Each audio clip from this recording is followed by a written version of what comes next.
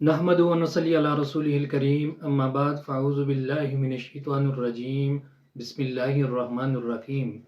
سلسلہ سوال جواب کے ساتھ میں ہوں عادل امتیاز۔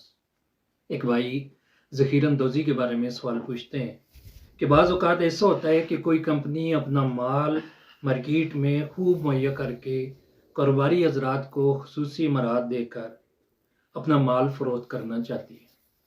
ایسے موقع سے فائدہ اٹھا کر کاروباری حضرات اس مال کو ذخیرہ کر لیتے ہیں، اور جب مارکیٹ میں یہ مال کچھ وقت کے بعد کم ہو جاتا ہے تو کاروباری حضرات زیادہ قیمت پر مال فروخت کرتے ہیں اور زیادہ منافع کماتے ہیں۔ کیا اس طرح منافع کمانا جائز ہے کہ نہیں؟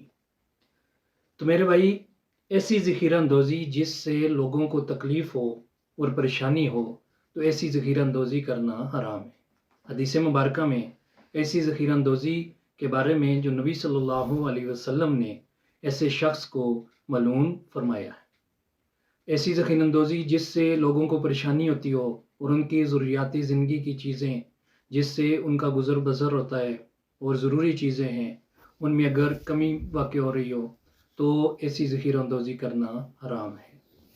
اور اگر ایسی کوئی چیز ہو جس سے لوگوں کو تکلیف نہ ہوتی ہو اور ان کو پریشانی کا سبب ایسی کوئی چیز نہ بنتی ہو تو اس صورت میں اس طرح کی ذخیرہ اندوزی کر سکتے ہیں۔ مگر یہاں جو آپ نے سوال پوچھا، اس میں یہ شخص وہ چیزیں مال کو جمع کر کے ذخیرہ اندوزی کر کے وہ اس انتظار میں ہوتا ہے کہ جیسے ہی مہنگائی تھوڑی سی زیادہ ہو جائے، چیزوں کا ریٹ بڑھ جائے، پھر وہ چیزیں باہر نکالے گا، تو یہ چیز بھی شرعاً مکروہ ہے اور ناپسندیدہ عمل ہے۔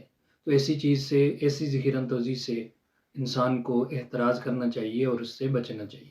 وآخر دعوانا ان الحمد للہ رب العالمین۔